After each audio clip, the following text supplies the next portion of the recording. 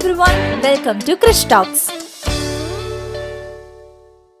Calicut University third semester FI UGP സ്റ്റുഡൻസിൻ്റെ business regulations ആണ് നമ്മൾ എടുത്തുകൊണ്ടിരിക്കുന്നത്. അതിൽ 8 ചാപ്റ്റേഴ്സ് വരെ നമ്മൾ അപ്ലോഡ് ചെയ്തിട്ടുണ്ട്. അപ്പോൾ നമ്മൾ ഈ ഒരു വീഡിയോയിൽ ഡിസ്കസ് ചെയ്യാൻ പോകുന്നത് 9ാമത്തെ ചാപ്റ്ററും 10ാമത്തെ ചാപ്റ്ററുമാണ് കേട്ടോ. സോ നമ്മുടെ 9th ചാപ്റ്റർ എന്ന് പറയുന്നത് കണ്ടിൻജൻറ്റ് കോൺട്രാക്ട്സ് ആണ്. ഓക്കെ, അപ്പോൾ ചെറിയൊരു ചാപ്റ്ററാണ്, 10ഉം ചെറുത് തന്നെയാണ്. അതാണ് രണ്ടും കൂടി ഈ ഒരു വീഡിയോയിൽ ഇൻക്ലൂഡ് ചെയ്യാമെന്ന് വിചാരിച്ചത്. അതേപോലെ തന്നെ നമ്മുടെ മുന്നത്തെ വീഡിയോസ് കാണാത്തവരുണ്ടെങ്കിൽ കാണുക. പ്ലേലിസ്റ്റിൻ്റെ ലിങ്ക് ഞാൻ ഡിസ്ക്രിപ്ഷനിൽ കൊടുത്തിട്ടുണ്ട്. അതേപോലെ തന്നെ ഇതിൻ്റെ നോട്ട്സ് അവൈലബിൾ ആയിരിക്കുന്നത് നമ്മുടെ ടെലഗ്രാം ചാനലിലായിരിക്കും.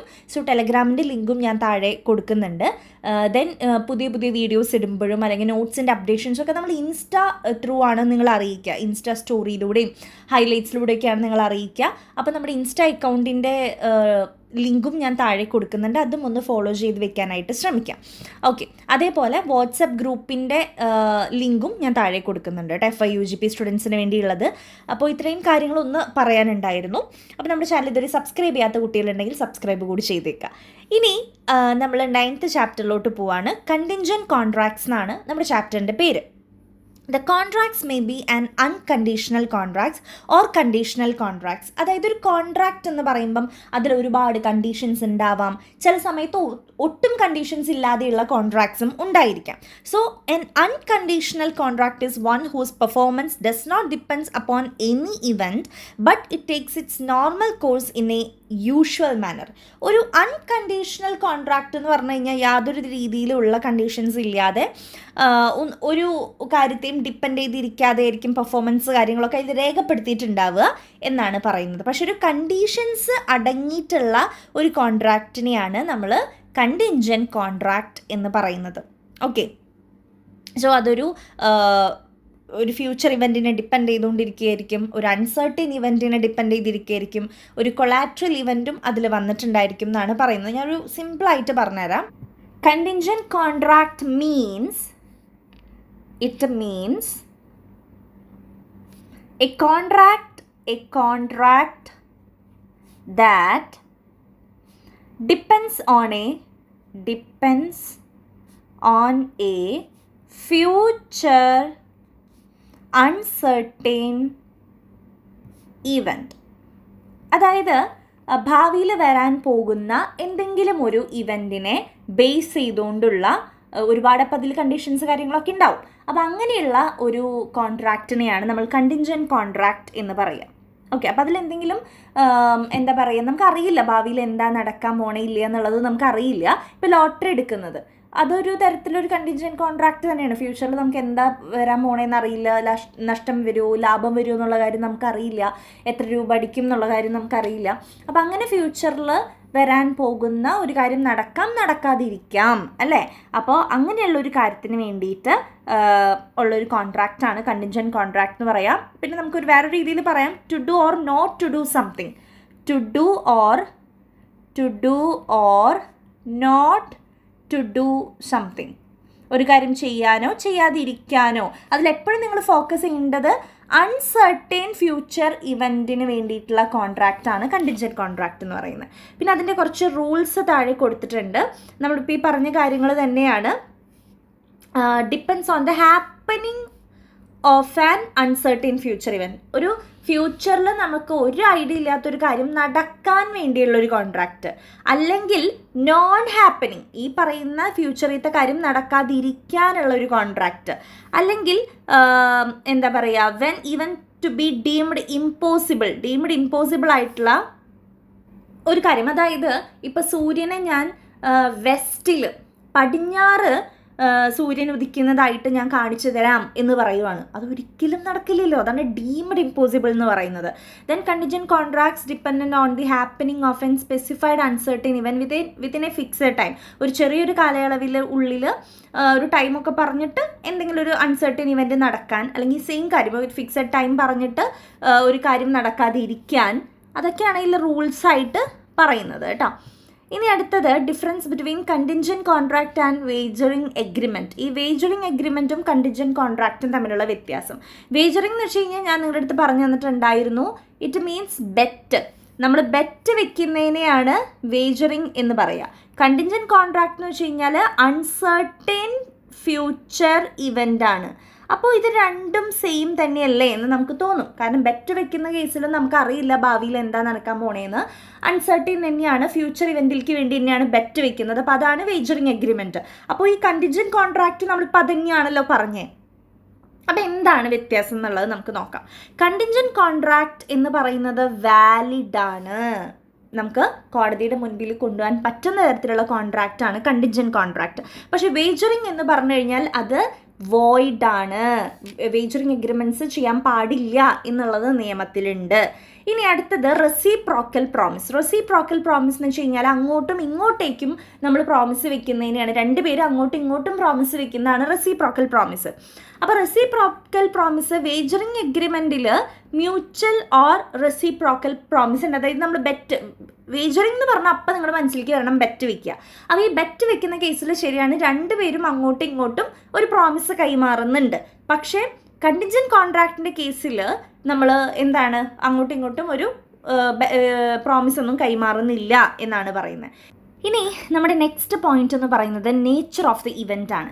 കണ്ടിൻജൻറ്റ് കോൺട്രാക്റ്റിൻ്റെ കേസ് പറയുകയാണെങ്കിൽ ഫ്യൂച്ചർ അൺസർട്ടൈൻ ഇവൻ്റ് ആണ് അവിടുത്തെ മെയിൻ കണ്ടീഷൻ എന്ന് പറയുന്നത്. ഇപ്പോൾ ഒരു എക്സാമ്പിൾ പറയുകയാണെങ്കിൽ രമേശ് എന്ന് പറയുന്ന വ്യക്തി തൻ്റെ വീടിന് വേണ്ടിയിട്ട് ഒരു ഫയർ ഇൻഷുറൻസ് എടുക്കുവാണ്. അപ്പോൾ ഭാവിയിൽ വീടിന് തീപിടുത്തം ഉണ്ടായി കഴിഞ്ഞാൽ ആണ് ആ ഒരു ഇൻഷുറൻസ് തുക നമുക്ക് ക്ലെയിം ചെയ്യാനായിട്ട് പറ്റുക അല്ലേ. അപ്പോൾ ഇവിടെ ഭാവിയിൽ നടക്കുമോ ഇല്ലയോ എന്നറിയാത്ത ഒരു കാര്യത്തിന് വേണ്ടിയിട്ട് തന്നെയാണ് രമേശ്, അൺസർട്ടൈൻ ഫ്യൂച്ചർ ഇവൻറ്റിന് വേണ്ടിയിട്ട് തന്നെയാണ് രമേശ് കോൺട്രാക്റ്റിൽ ഏർപ്പെട്ടിരിക്കുന്നത്. അപ്പോൾ അതൊരു കണ്ടിൻജൻറ്റ് കോൺട്രാക്റ്റ് ആണ് എന്ന് നമ്മൾ പറഞ്ഞു.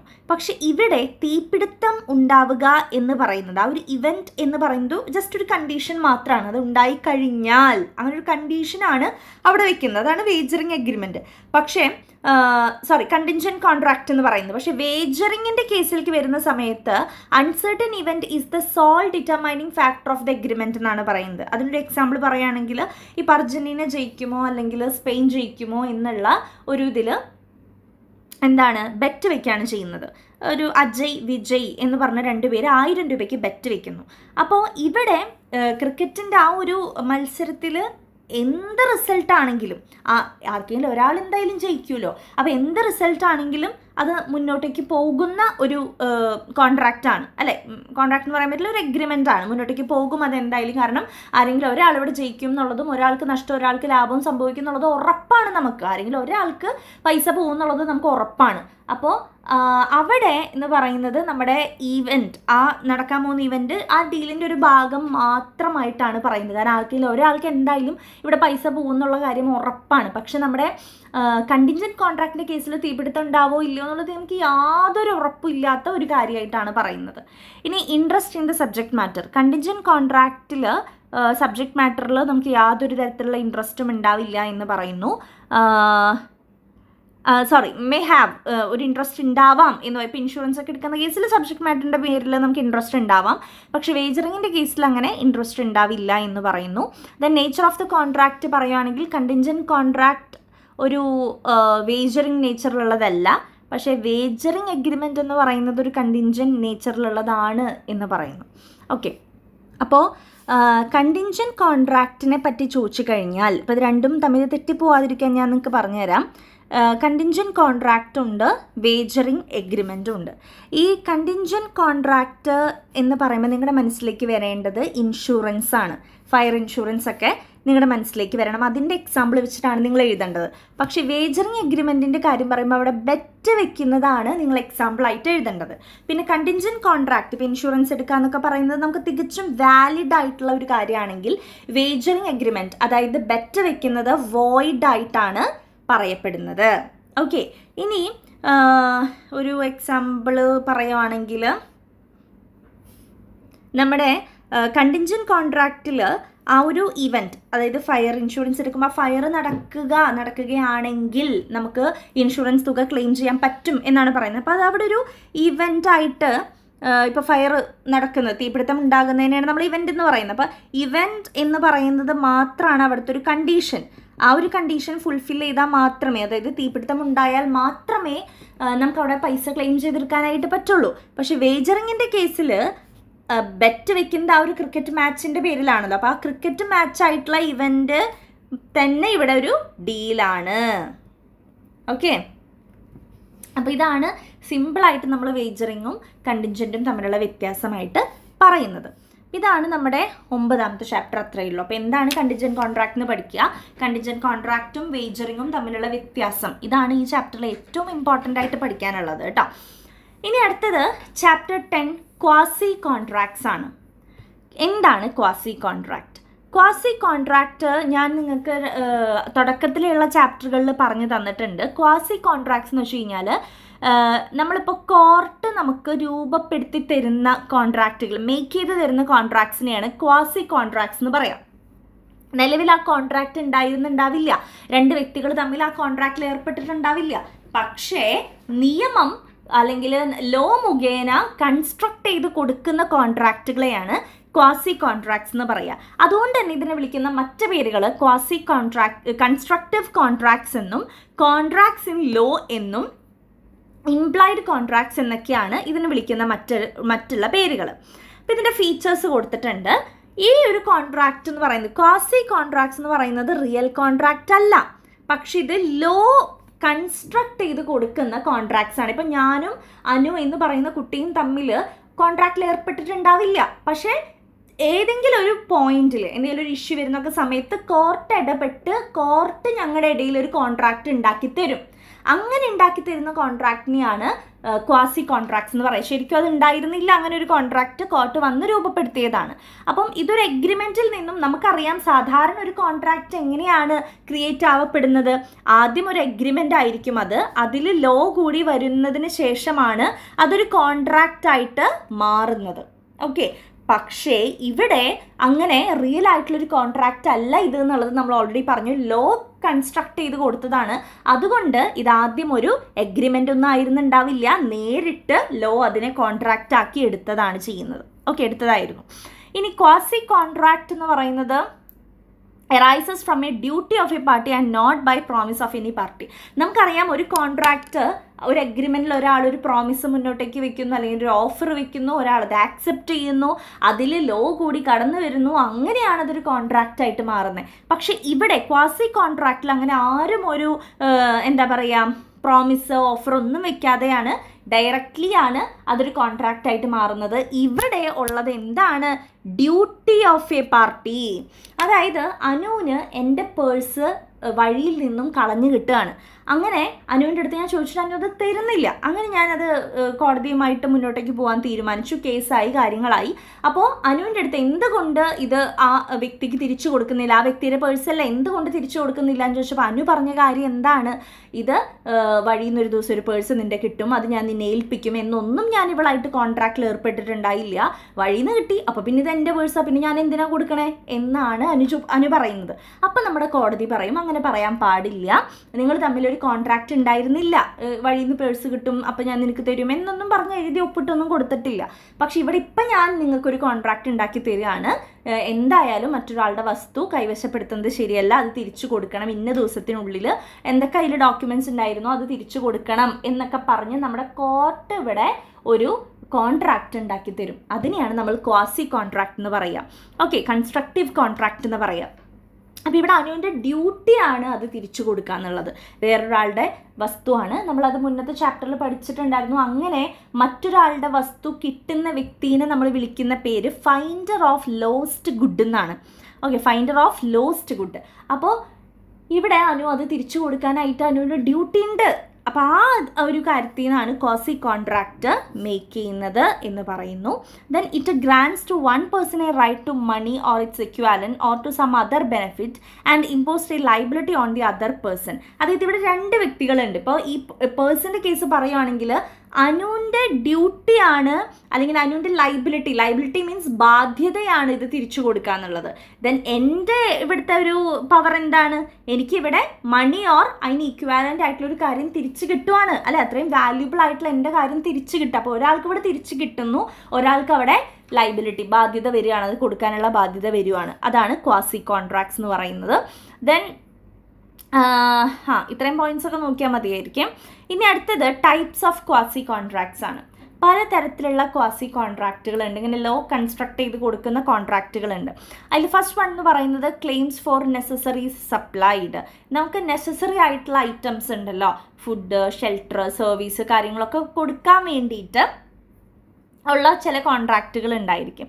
അപ്പോൾ അതിനെയാണ് നമ്മൾ ക്ലെയിംസ് ഫോർ നെസസറി സപ്ലൈഡ് എന്ന് പറയുന്നത്. അപ്പോൾ അത്തരം കോൺട്രാക്റ്റ് ലീഗലി സപ്പോർട്ട് ചെയ്യപ്പെടുന്നതാണ്, നമ്മുടെ കോർട്ട് ഉണ്ടാക്കി കൊടുക്കുന്നതാണ്. പിന്നെ reimbursement of payment made by an interested person, നമ്മൾ അടച്ച തുക തിരിച്ച് കിട്ടാനുള്ള ഒരു കോൺട്രാക്റ്റൊക്കെ ആണെങ്കിൽ അതും ഈ പറയുന്ന ക്വാസി കോൺട്രാക്റ്റിന് അണ്ടറിൽ വരുന്നതാണ്. ദെൻ അടുത്തത് obligation to pay for the benefit enjoyed from non gratuitous act. അതായത് നോൺ ഗ്രാറ്റിറ്റ്യൂസ് എന്ന് പറഞ്ഞു കഴിഞ്ഞാൽ ഫ്രീ അല്ലാത്ത ഒരു കാര്യം.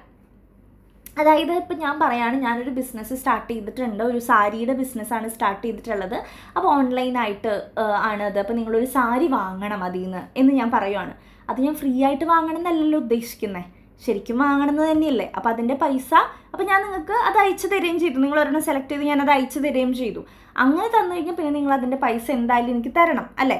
അപ്പോൾ അങ്ങനെ നോൺ ഗ്രാറ്റിറ്റ്യൂസ് ആയിട്ടുള്ള, അതായത് ഫ്രീ ആയിട്ടല്ലാതെ കിട്ടുന്ന സാധനങ്ങൾ നിങ്ങളത് എൻജോയ് ചെയ്തിട്ടുണ്ടെങ്കിൽ തീർച്ചയായിട്ടും അതിനുള്ളൊരു പൈസ തിരിച്ചു കൊടുക്കണം എന്നുള്ളത് നിർബന്ധമുള്ള കാര്യമായിട്ടാണ് പറയുന്നത്. ഇല്ലെങ്കിൽ കോടതി നമ്മളോട് അത് കൊടുക്കാനായിട്ട് പറയും. Then responsibility of finder of goods. ഇത് നമ്മളിപ്പോൾ പേഴ്സിൻ്റെ എക്സാമ്പിൾ പറഞ്ഞതാണ്. നമ്മൾ എന്തെങ്കിലും ഒരു വസ്തു മറ്റൊരാളുടെ കളഞ്ഞു കിട്ടിയിട്ടുണ്ടെങ്കിൽ അത് നമുക്ക് തിരിച്ചു കൊടുക്കാനുള്ള ബാധ്യതയുണ്ട്. അവിടെ കോൺട്രാക്റ്റ് ഒന്നും ഇല്ല എന്ന് പറഞ്ഞ് നിൽക്കാൻ പറ്റില്ല. മറ്റൊരാളുടെ വസ്തു കിട്ടിയിട്ടുണ്ടെങ്കിൽ അത് കൊടുക്കണം. പിന്നെ അടുത്തത് പറയുന്നത് money paid or things delivered by mistake or under coercion. അതായത് ഇപ്പം നിങ്ങൾ എൻ്റെ അടുത്ത് പറഞ്ഞത് 2 ബ്ലൂ സാരി കൊടുത്തയക്കാനാണ്, പക്ഷെ ഞാൻ തെറ്റിയിട്ട് 3 ബ്ലൂ സാരി കൊടുത്തയച്ചു. അപ്പോൾ ഞാൻ നിങ്ങളോട് വിളിച്ച് ചോദിക്കുകയാണ്, ഞാൻ 3 എണ്ണം കൊടുത്തയച്ചിട്ടുണ്ടായിരുന്നു, അപ്പോൾ അതിലൊരെണ്ണം എനിക്ക് റിട്ടേൺ ചെയ്യണം, നിങ്ങൾ 2 എണ്ണമല്ലേ പറഞ്ഞിരുന്നുള്ളൂ എന്ന് പറയുമ്പോൾ നിങ്ങളത് സമ്മതിക്കുന്നില്ല റിട്ടേൺ ചെയ്യാൻ വേണ്ടിയിട്ട്. അപ്പോൾ അങ്ങനെ ഉള്ള സമയത്ത് എനിക്ക് കോടതിയായിട്ട് മുന്നോട്ടേക്ക് പോവാം. കാരണം ബൈ മിസ്റ്റേക്കായിട്ട് എൻ്റെ ഇത് സംഭവിച്ചൊരു കാര്യമാണ് അല്ലേ. അപ്പോൾ അത് നിങ്ങൾ ഉപയോഗിക്കാൻ പാടില്ല, നിങ്ങളത് തിരിച്ചു തരണം. അപ്പോൾ ഇവിടെ നമ്മൾ തമ്മിൽ അങ്ങനെ ഒരു കോൺട്രാക്റ്റ് ഇല്ലെങ്കിലും കോടതി കോൺട്രാക്റ്റ് കൺസ്ട്രക്ട് ചെയ്ത് തരും. അപ്പോൾ ഇങ്ങനെയുള്ള സിറ്റുവേഷൻസിലൊക്കെ കോടതി കൺസ്ട്രക്ട് ചെയ്ത് തരുന്ന ഒരു കോൺട്രാക്റ്റ് ഉണ്ട്. അതുകൊണ്ടാണ് ഈ കേസുകളൊക്കെ നമ്മൾ ക്വാസി കോൺട്രാക്ട്സ് എന്ന് വിളിക്കുന്നത്. അപ്പോൾ ക്വാസി കോൺട്രാക്റ്റും സാധാരണ കോൺട്രാക്റ്റും തമ്മിലുള്ള വ്യത്യാസം നമ്മുടെ അടുത്ത് എക്സാമിന് ചോദിക്കാം. അപ്പോൾ നിങ്ങൾ മെയിനായിട്ട് പറയേണ്ടത് ക്വാസി കോൺട്രാക്റ്റ് എന്ന് പറഞ്ഞാൽ that is not a real contract. ആ ഒരു കോൺട്രാക്റ്റ് ക്രിയേറ്റഡ് ബൈ ലോ അല്ലെങ്കിൽ constructed by law, that's why it is called constructive contract. അതുകൊണ്ടാണ് അതിനെ കൺസ്ട്രക്റ്റീവ് കോൺട്രാക്റ്റ് എന്ന് വിളിക്കുന്നത്. അത് വേണം നിങ്ങളവിടെ എഴുതാനായിട്ട്. ഓക്കെ, അപ്പോൾ ഇത്രയാണ് നമ്മുടെ ഈ ഒരു ചാപ്റ്ററിൽ വരുന്നത്. അപ്പോൾ 9ഉം 10ഉം ചാപ്റ്റേഴ്സ് നമ്മൾ എടുത്തു കഴിഞ്ഞു, കണ്ടിൻജൻറ്റ് കോൺട്രാക്റ്റും ക്വാസി കോൺട്രാക്ട്സും. അപ്പോൾ ക്ലിയർ ആയി എന്ന് വിശ്വസിക്കുന്നു. മുന്നത്തെ ചാപ്റ്റേഴ്സൊക്കെ നമ്മുടെ പ്ലേലിസ്റ്റ് നോക്കിയിട്ട് നിങ്ങൾ കാണുക, നിങ്ങളുടെ അഭിപ്രായങ്ങൾ കമൻറ്റായിട്ട് രേഖപ്പെടുത്തുക. അപ്പോൾ നോട്ട്സിന് വേണ്ടി ടെലഗ്രാം ചാനലും പിന്നെ ബാക്കിയുള്ള അപ്ഡേറ്റ്സിന് വേണ്ടി നമ്മുടെ ഇൻസ്റ്റാ അക്കൗണ്ടും വാട്സപ്പ് ഗ്രൂപ്പും നിങ്ങളൊന്ന് ജോയിൻ ചെയ്തിടുക കേട്ടോ. എല്ലാത്തിൻ്റെ ലിങ്കും ഡിസ്ക്രിപ്ഷനിൽ നമ്മൾ കൊടുത്തിട്ടുണ്ട്. So all the very best. Thank you.